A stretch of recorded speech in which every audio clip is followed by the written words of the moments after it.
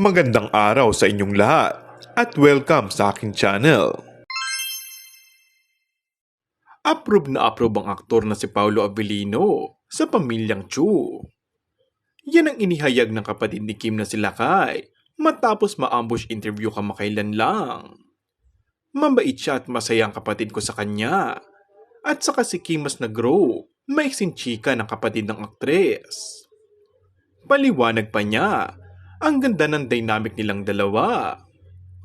Kasabay niya ay umalma at nanawagan ito sa mga nagpe-pressure kay Kim na magpakasal.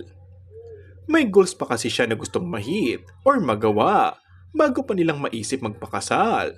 Ine-enjoy pa nila. Huwag niyo silang i-pressure. Sambit nito. Patuloy pa niya.